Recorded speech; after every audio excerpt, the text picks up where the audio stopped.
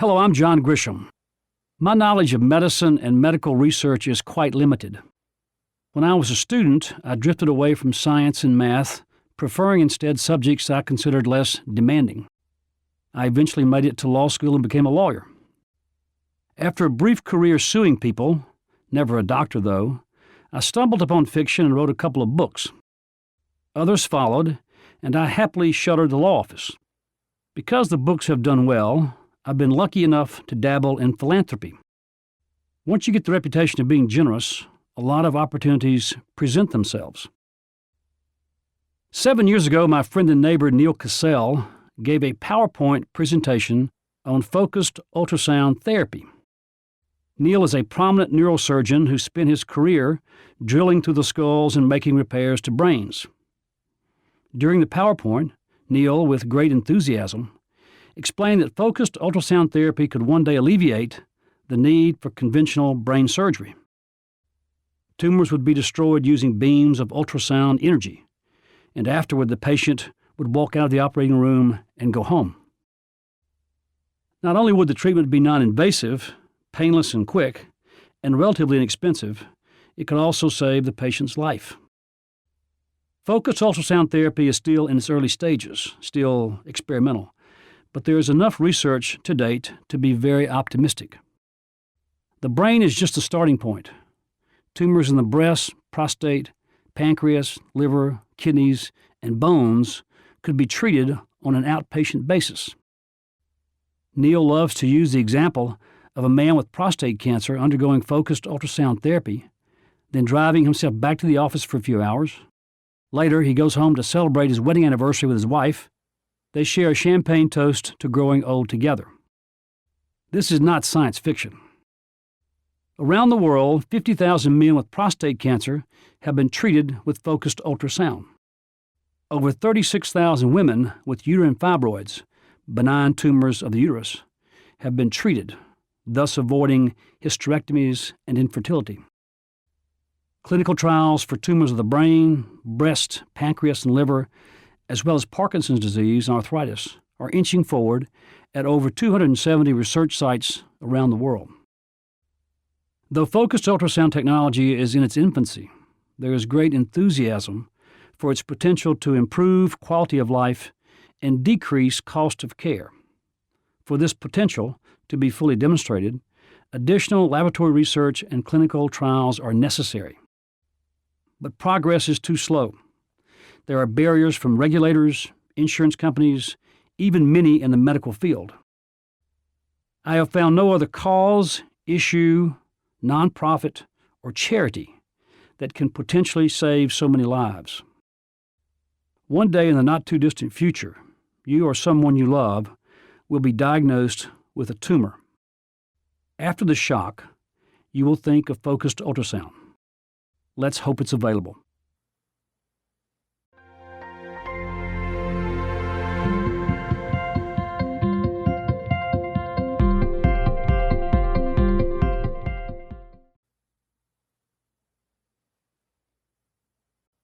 The Tumor, a non-legal thriller by John Grisham. Toward the end of this book, there are 2 tables referenced in the text. Please download the associated PDF file to follow along. There will be a short afterword by John Grisham.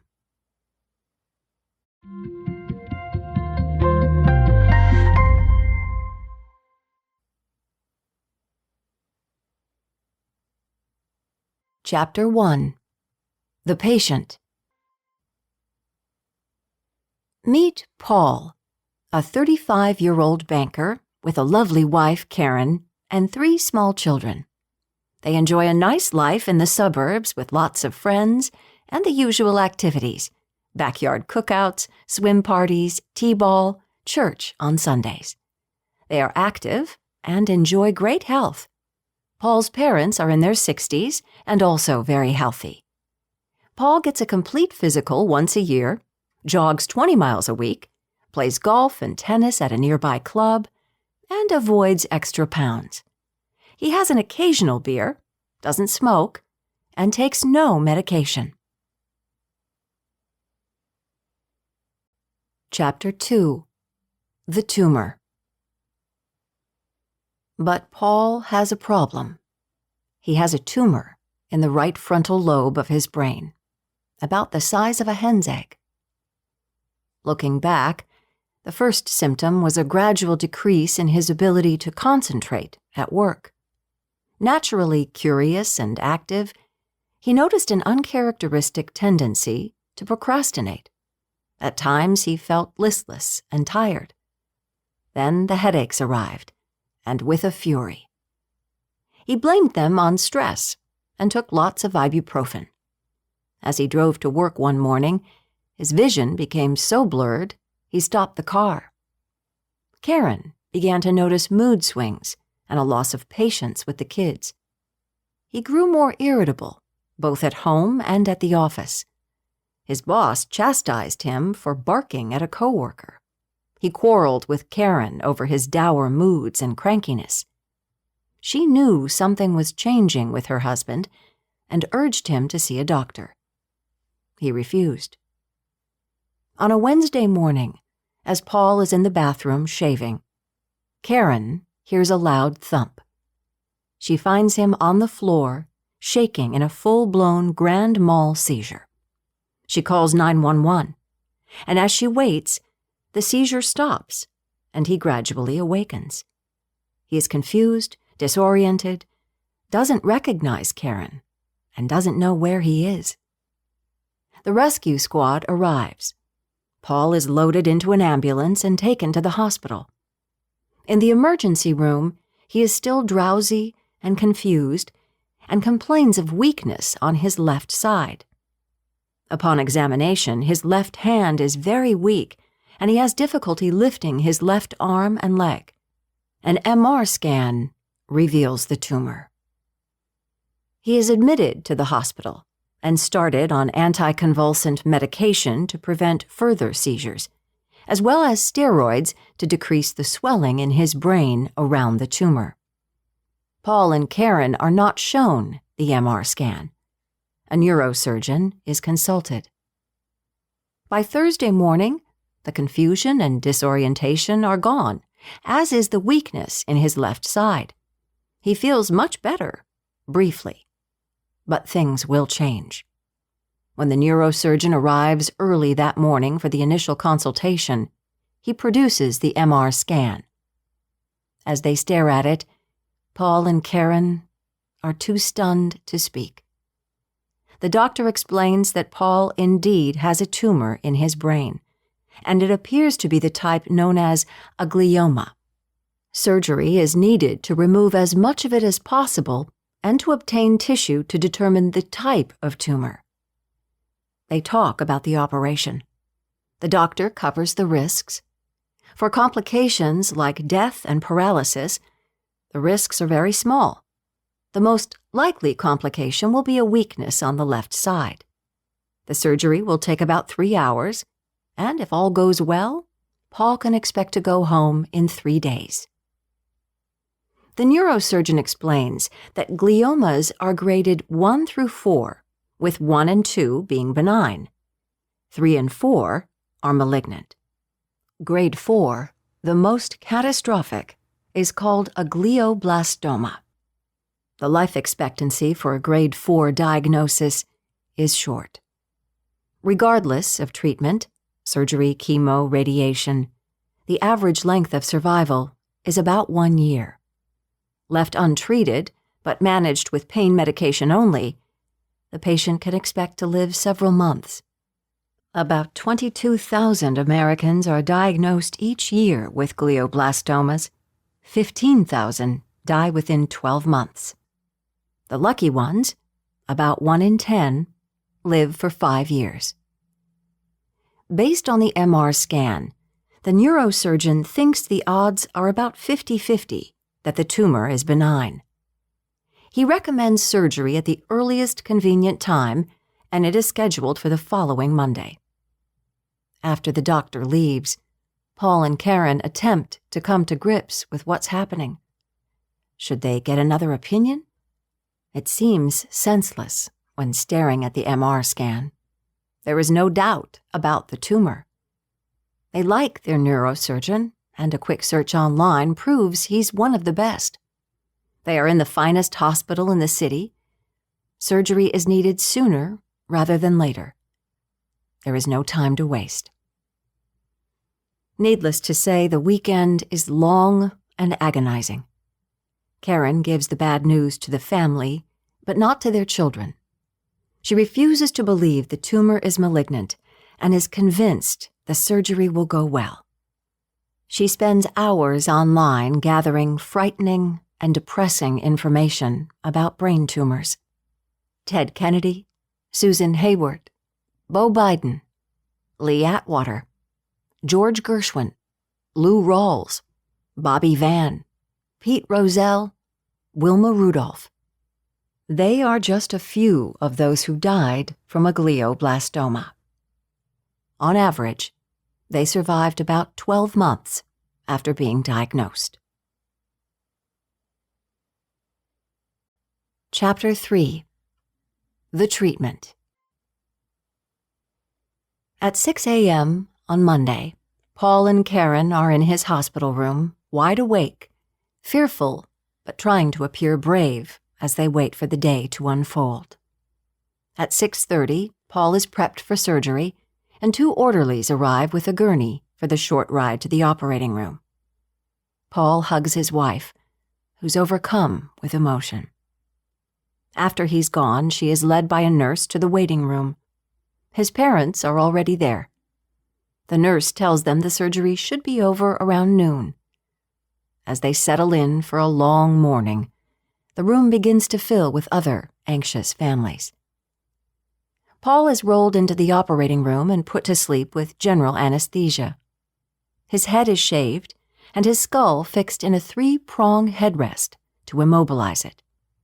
A question mark-shaped incision is made from the midpoint of his forehead just below the hairline to a point in front of his right ear.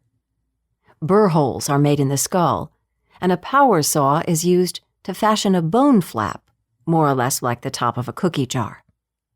The dura mater, a membrane between the inner table of the skull and the brain, is cut. The surface of the frontal lobe is discolored and distorted because of the tumor. The tumor is localized with an intraoperative navigation device to minimize damage to the motor cortex, the portion of the brain controlling movement of the left side of the body.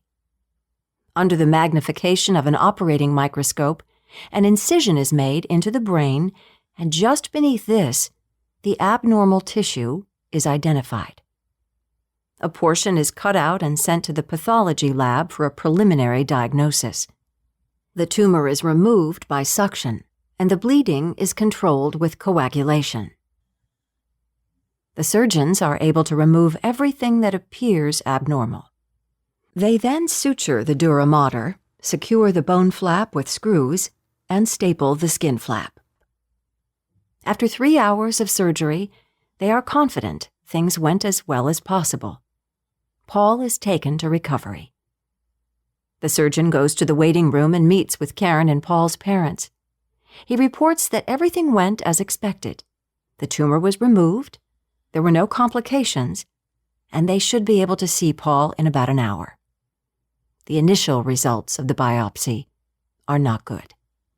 It looks like a glioblastoma, but it will take several days for the final report. Meanwhile, Paul is waking up, and there are problems. He has profound weakness in the left side of his body. He cannot lift his left arm or leg off the bed. He has only a flicker of motion in his fingers.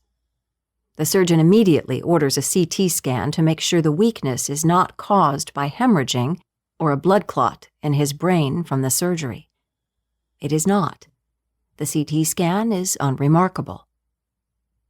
Early Monday evening, Paul and Karen meet with the neurosurgeon, who has a preliminary pathology report. The final one is a few days away. While the tumor was successfully removed, it is the type of tumor that will likely recur. The next day, another MR scan confirms that there was total removal of all visible tumor, a rare bit of good news. Chemotherapy and radiation will be necessary to slow its regrowth. As for the weakness in Paul's left side, the doctor says it is undoubtedly the result of surgical manipulations and should get better. By Tuesday morning, the weakness has improved slightly. Paul is able to lift his arm, but movements of his fingers are slow, and his grip is weak. He is able to stand, but can walk only with assistance. Karen stays by his side as the hours drag on. He wants to discuss what's on his mind. Death, life insurance, his last will and testament, their savings, her future, the kids' futures. Karen, though, is simply not ready for this. She doggedly maintains a veneer of optimism. To Paul, it seems more like denial. She tells him that a lot of friends are eager to stop by for a visit, but he says no. He looks awful, feels worse, and wants to see no one, not even his own children. Early Wednesday morning, 1 week after his seizure, they meet again with the neurosurgeon. The pathology report confirms their worst fears: glioblastoma, grade 4. Although the tumor has been removed, it left behind microscopic portions that extend into the normal brain and cannot be surgically removed. These remnants of the tumor will almost certainly regrow and must be treated with radiation and chemotherapy. When the tumor returns, there will be the likelihood of more surgery.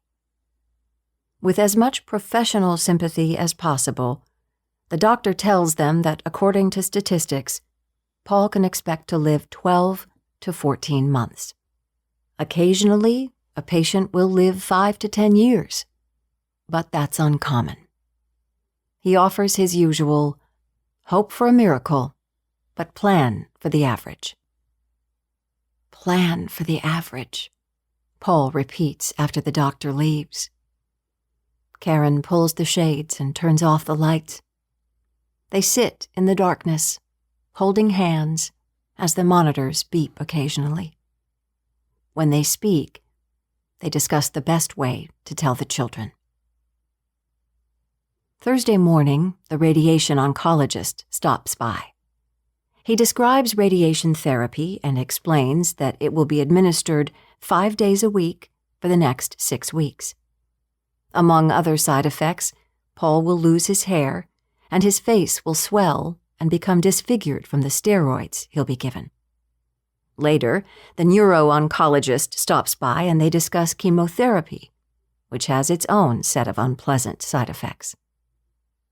On Friday, Karen brings their children to the hospital to visit. She and Paul have decided to wait a few months before delivering the bad news. They still believe in miracles and are praying a lot. After the kids leave, Paul's parents visit him.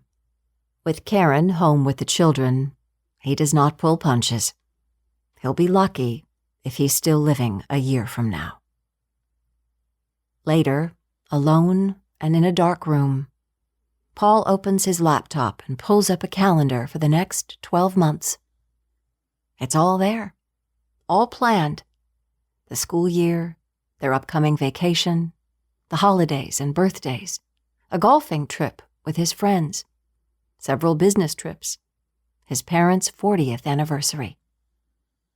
Would he be able to enjoy any of it? Would he even be alive? Plan for the average means he should be able to make it to Christmas. What does a father of 3 young children do to celebrate his last Christmas? Paul thinks about the next 12 months and asks himself many questions. There are no answers.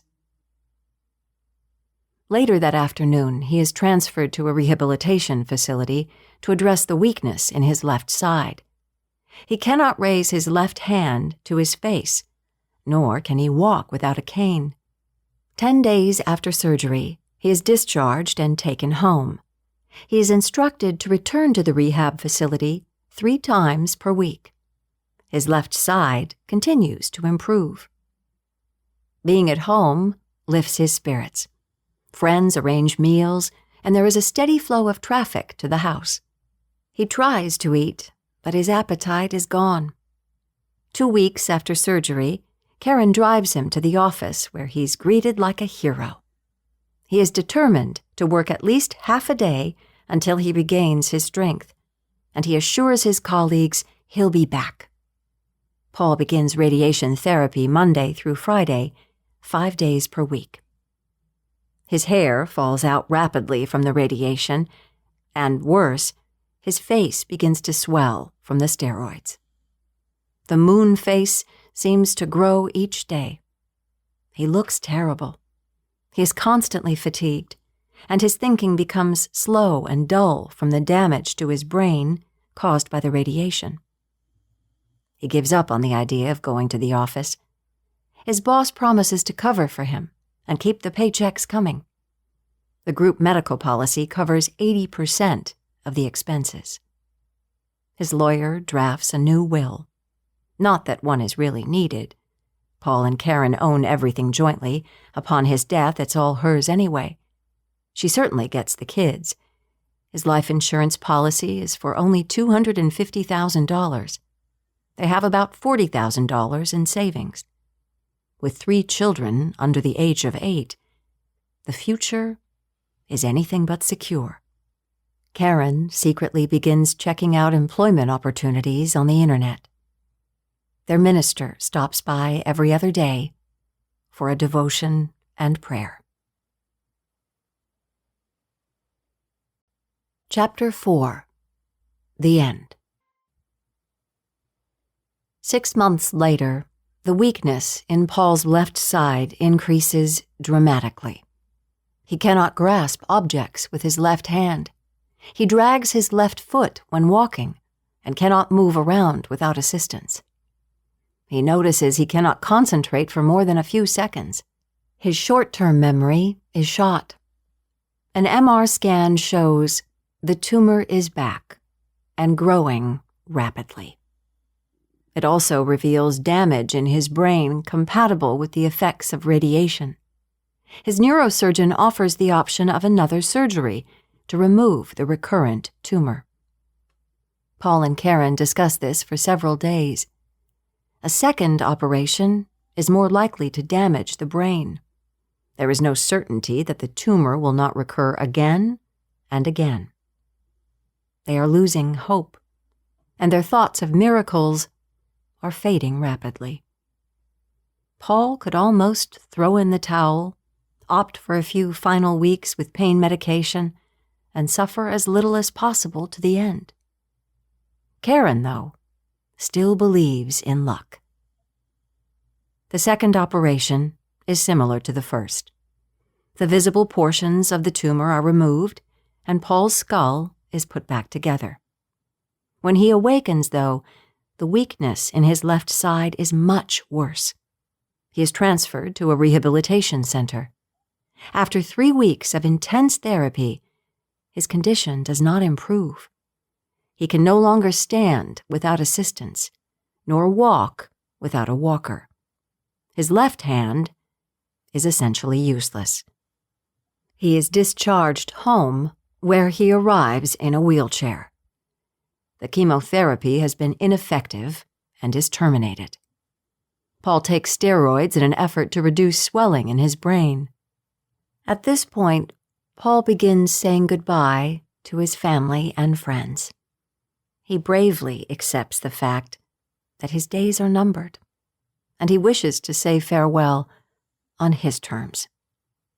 As bad as he looks, he knows that things will only get worse. In a heart-wrenching scene, he and Karen finally tell the children that their father is about to leave them. The steroids are not working and are cut off. He's left with only some powerful narcotics to deaden the horrible headaches, which occur with increasing severity. Paul prays for a quick and painless end. But this doesn't happen. He slowly deteriorates and becomes increasingly confused and disoriented. he loses almost all consciousness and his ability to move. He is bedridden and requires around-the-clock care for feeding and bathing. Karen sleepwalks through the days and nights, thoroughly drained, but trying gamely to shield his condition from the children as much as possible. 8 months after his seizure, Paul has completely checked out, but his heart still manages to beat. Karen finally begins praying for a merciful end. 9 months after the first surgery, he passes away at the age of 36. The total cost of his treatment and care is approximately $300,000. Chapter 5. The Alternative. Paul was born in 1980, 10 years too early. Had he been born in 1990 and diagnosed with a brain tumor at the age of 35 in 2025, his story could be rewritten as follows. That same Wednesday morning, Karen hears a crash in the bathroom, and she finds Paul on the floor in a grand mal seizure. He's taken to the ER and admitted to the hospital. An MR scan is performed with molecular imaging, a more advanced scan than was available 10 years earlier. Based on the scan, the neurosurgeon, with virtual certainty, makes a diagnosis of glioblastoma and explains the prognosis and the treatment options, including focused ultrasound therapy. The size and location of Paul's tumor make it amenable to treatment with focused ultrasound therapy, which is what the neurosurgeon recommends. He explains that the tumor, in all probability, cannot be cured and will return, but it can be controlled with repeated treatment, giving Paul additional years with a high quality of life. Early Friday morning, Paul and Karen walk into the focused ultrasound therapy suite. He changes into a gown, takes a light sedative, and is positioned on his back on a table. His head is securely fixed in a hemispheric-focused ultrasound brain transducer. The transducer is capable of transmitting more than 1,000 intersecting beams of ultrasound energy through the scalp and skull to the tumor with a high degree of accuracy and without damaging the adjacent normal tissue. After the transducer is in place, Paul is inserted into the bore of the MR machine. In the adjacent control room, the surgeon manually outlines the tumor, which is to be destroyed by the focused ultrasound beams. Paul is awake and feels no discomfort.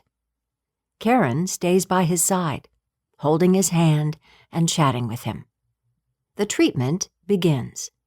The surgeon is in constant voice contact with Paul and Karen.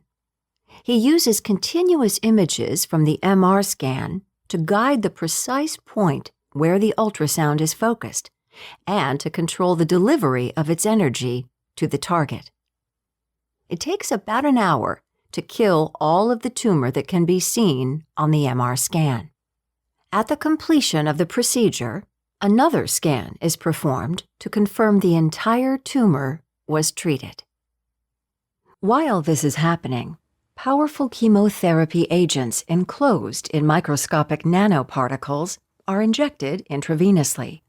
These circulate with the blood in every tissue and organ in the body, but the chemotherapy drugs are inactive because they are trapped inside the nanoparticles. After eliminating all of the tumor that can be seen on the MR scan, the surgeon then refocuses the ultrasound to the surrounding brain to activate the nanoparticles, which release their pharmacological payload in the precise area around the tumor where residual microscopic extensions of the tumor have infiltrated. This allows very high concentrations of the drugs to be delivered focally to the brain while minimizing systemic side effects. The remainder of the chemo-laden nanoparticles will be excreted.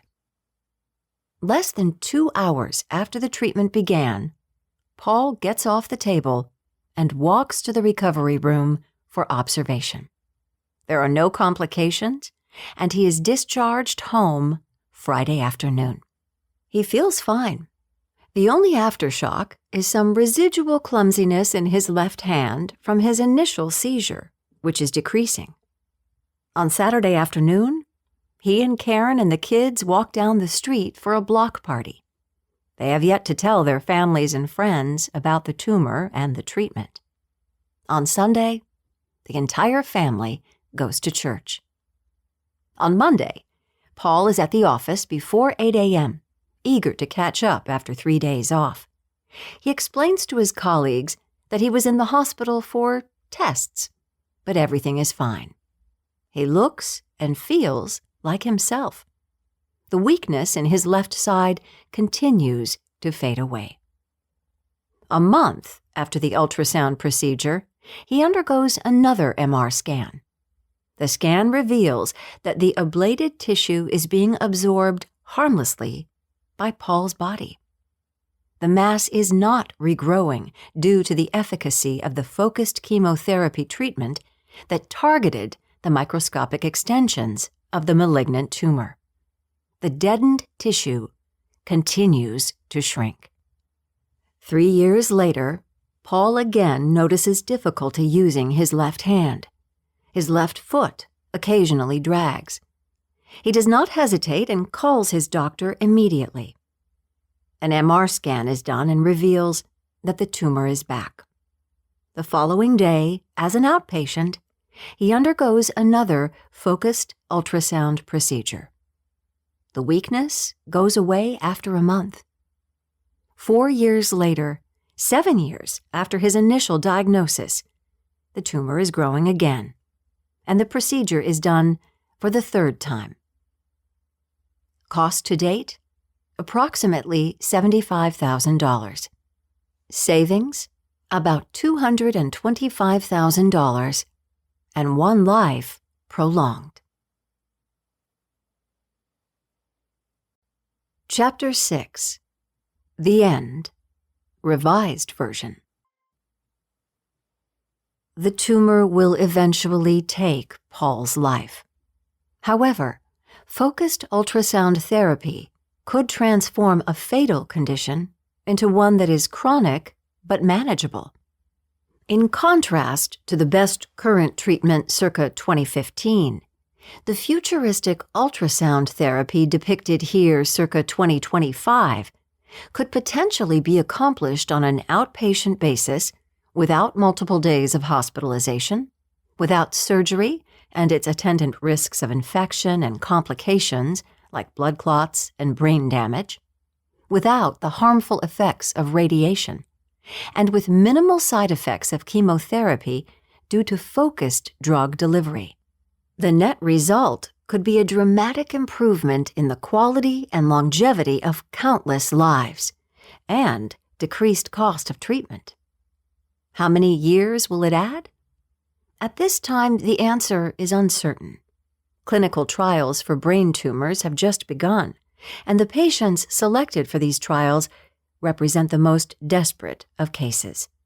Much more research is needed. Researchers believe, with caution, that 5 additional years are realistic, perhaps 10. Who wouldn't bargain for 10 more years, especially with a high quality of life? With time, research, and improved technology, neurosurgeons are hopeful that a guy like Paul can live to the age of 45 or even 50, long enough to see his children mature. Chapter 7. The Present.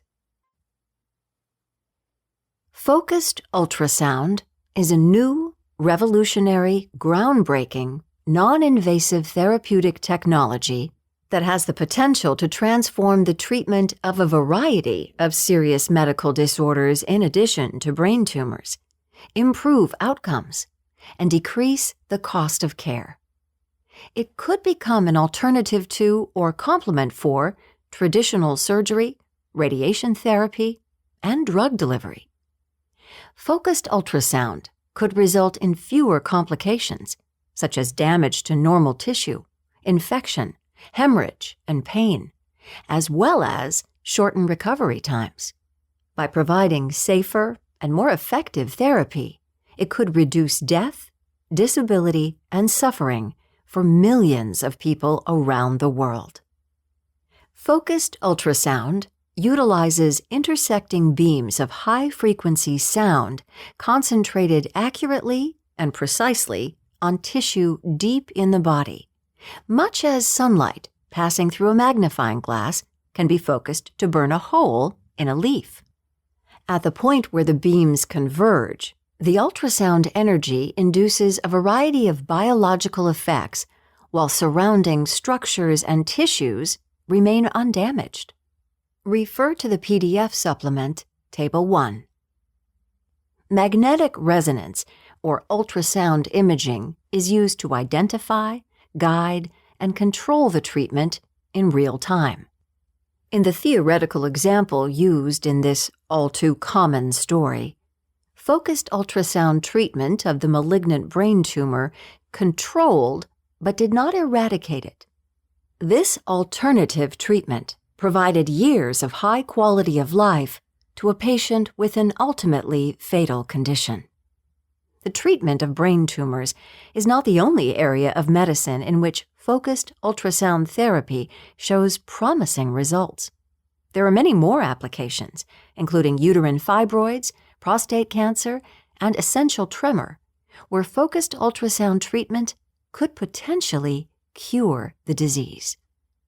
Today, focused ultrasound is in various stages of development for treating over 70 diseases and conditions, including epilepsy, Alzheimer's and Parkinson's diseases, and tumors of the brain, liver, pancreas, and lung. Refer to the PDF supplement, Table 2. But despite the progress so far, much work remains to be done before focused ultrasound can be widely used to treat large numbers of patients. Unfortunately, it often takes decades for a new therapeutic technology like focused ultrasound to become widely adopted as a mainstream standard of care. Focused ultrasound is approved to treat approximately 20 conditions in various countries around the world and approved by the FDA to treat 4 conditions in the U.S., including uterine fibroids, prostate cancer, bone metastases, and essential tremor. The Centers for Medicare and Medicaid Services, CMS, in the U.S. have approved reimbursement for essential tremor. Every delay in the availability of focused ultrasound results in unnecessary death, disability, and suffering for countless people. There are numerous steps in the complicated process of evolution from an idea to laboratory research to widespread patient treatment. It requires the involvement of a large number of organizations that have different agendas and timelines for decision-making. Regulatory approvals from the government, reimbursement from insurance companies, and acceptance by physicians are all barriers that must first be overcome. Research is ongoing in more than 270 academic institutions around the world, including Stanford, University of Virginia, Sunnybrook in Toronto, Royal Marsden in London, University of Maryland, and Brigham and Women's. More than 30 medical device manufacturers, in partnership with public institutions and patient organizations, are making tremendous progress in understanding and utilizing the mechanisms by which focused ultrasound affects tissue. This knowledge is being converted into laboratory studies and clinical trials, which are critical for the ultimate goal: adoption. The field is growing more rapidly than anticipated, but the amount of work remaining to move this early-stage research into widespread adoption is still great. Additional resources are needed to bridge the gap between research and trials and the treatment of millions of patients with disabling or life-threatening disorders. Meet 4 people whose lives have been dramatically improved by focused ultrasound therapy. 6 years after her Parkinson's disease diagnosis, Kimberly suffered from involuntary shaking and could no longer ride her bike or enjoy other forms of exercise.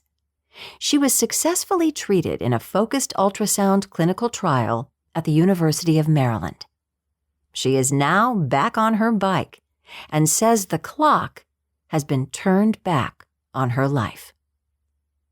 Peter suffered from tremors since his teenage years. As his symptoms worsened and the uncontrollable shaking made everyday tasks like eating, drinking, and dressing nearly impossible, he turned to focused ultrasound. Since the treatment, Peter has a new lease on life and enjoys getting back to the activities he once enjoyed. Elizabeth suffered from uterine fibroids that made it hard for her to leave the house and work with her interior design clients. Thanks to a focused ultrasound clinical trial, she was able to retain her uterus, eliminate her symptoms, and get back to living. Canadian teenager Jack was able to resume his favorite sports after having focused ultrasound treatment for a painful and disabling bone tumor.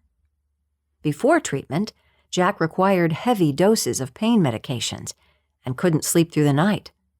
After treatment, his pain went away, and he hasn't looked back since. Focused Ultrasound Foundation. In 2006, Dr. Neil Cassell started the Focused Ultrasound Foundation and headquartered it in his hometown of Charlottesville, Virginia. The foundation's mission is simple: to accelerate the development and adoption of focused ultrasound. The foundation is a unique medical research, education, and advocacy organization whose stated goal is to shorten the time from laboratory research to widespread patient treatment with focused ultrasound. Its principal role is to coordinate the activities of the major players: researchers, doctors, patients, manufacturers, insurers, regulators, and donors. There are now more than 300 research centers, 86 in the U.S. alone, scattered around the globe, as well as over 60 clinical trials taking place in 18 countries, along with 1,000 doctors and scientists involved in research, and 33 private companies working to perfect the technology. The foundation provides resources that are critical to fostering collaboration and generating evidence of the safety and efficacy of focused ultrasound treatments. By doing so, it creates a knowledge base that allows medical professionals, patients, insurers, and countless other organizations to overcome obstacles, resulting in solutions that help accelerate the development and adoption of focused ultrasound. The metrics of improving outcomes of diagnoses and reducing costs of care are hard to calculate, but we can estimate that the benefits are immense, particularly when applied to an individual life. Focused ultrasound is a new, revolutionary, groundbreaking, non-invasive therapeutic technology. In the future, focused ultrasound therapy could be routinely used to treat patients like Paul.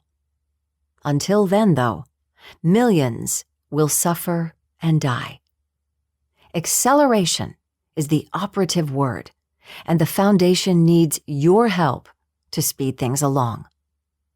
Visit the foundation website, fusfoundation.org, to find treatment centers, learn about clinical trials, sign up to stay in touch, support our work, share this audiobook, and discover how you could help improve the lives of your friends, loved ones, children, and maybe even your own.